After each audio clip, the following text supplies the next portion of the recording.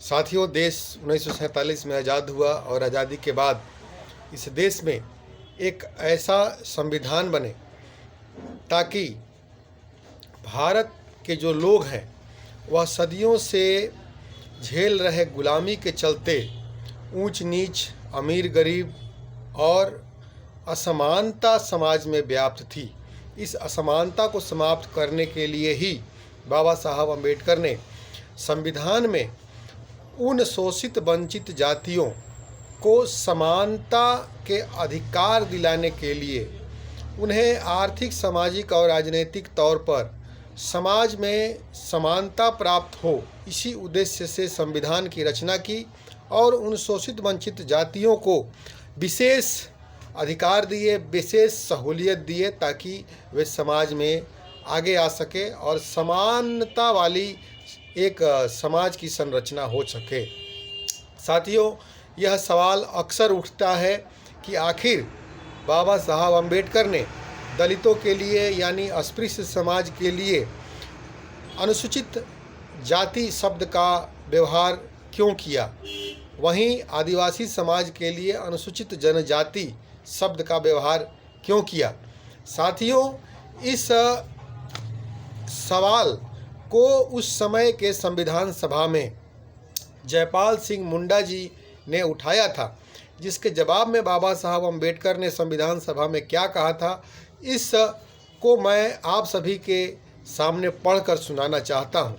साथियों, बाबा साहब अम्बेडकर ने कहा था, now coming to the question of the schedule tribe and as to why I substituted the word schedule for the word aboriginal.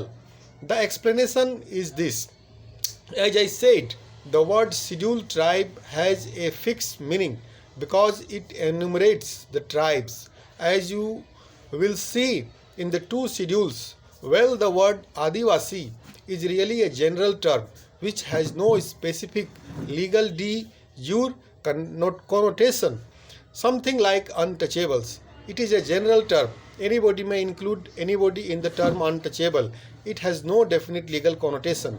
That is why in the Government of India Act of 1935, it was felt necessary to give the word untouchable some legal connotation, and the only way it was found feasible to do it was to enumerate the communities which in different parts and in different areas were regarded by local people as satisfying the test of untouchability.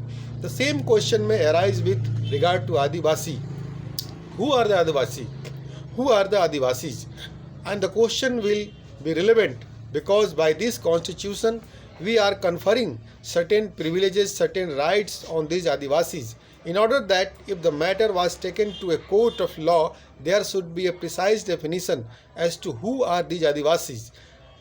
It was decided to invent, so to say, another category or another term to be called scheduled tribes and to enumerate the Adivasis under that head. Now I think my friend Mr. Jaypal Singh, if he were to take the several communities which are now generally described as Adivasi and compare the communities which are listed under the head of scheduled tribes, he will find that there is hardly a case where a community which is generally recognized as Adivasi is not included in the schedule. I think here and there a mistake might have occurred and a community which is not an Adivasi community may have been included.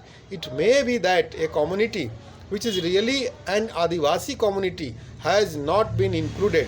But if there is a case where a community which has hitherto been treated as an Adivasi community is not included in the list of scheduled tribes, we have added, as may be seen in the draft constitution, an amendment whereby it will be permissible for the local government by notification to add any particular community to the list of scheduled tribes which have not been so far included. I think that ought to satisfy my friend Mr. Jaypal Singh.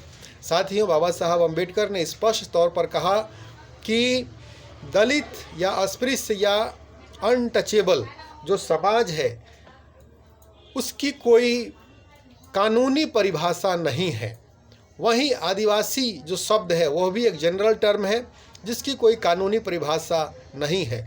जब कोई समस्या कानून के दायरे में जब आएगी, जब कोर्ट में जाएगी, तो कोर्ट को यह डिसाइड करने के लिए बहुत समस्या उत्पन्न होगी कि भाई जो अधिकार संविधान के द्वारा अनुसूचित जाति और अनुसूचित जनजाति को दिए गए हैं उनको किस तरीके से उन पर लागू किया जाए। इसी असुविधा को दूर करने के लिए बाबा साहब अम्बेडकर ने दलित यानी अस्पृश्य समाज या फिर अनटचेबल्स के लिए अनुसूचित जाति शब्द का व्यवहार किया और आदिवासी के लिए शेड्यूल ट्राइब्स का व्यवहार किया। साथियों, मुझे यकीन है कि बाबा साहब अम्बेडकर के द्वारा जिस सोच के साथ यह अनुसूचित जाति और अनुसूचित जनजाति शब्द का व्यवहार करते हुए संविधान के द्वारा जो सुविधाएं दी गई हैं, वह सुविधाओं को यह समाज किस तरीके से प्राप्त करे, इस पर जोर लगाने की आवश्यकता है। और समाज में आज तक जो असमानता व्याप्त है उस असमानता को समाप्त करने की ज़रूरत है। साथियों, यह बाबा साहब का जो आदिवासी और दलित यानी अस्पृश्य अनटचेबल्स के ऊपर दिया गया जो भाषण था, उस भाषण को मैंने आप सभी के सामने रखा ताकि शोषित वंचित समाज को आगे आने के लिए और इकट्ठे होकर लड़ाई लड़ने के लिए सहूलियत मिलेगी। जय भीम, जय भारत।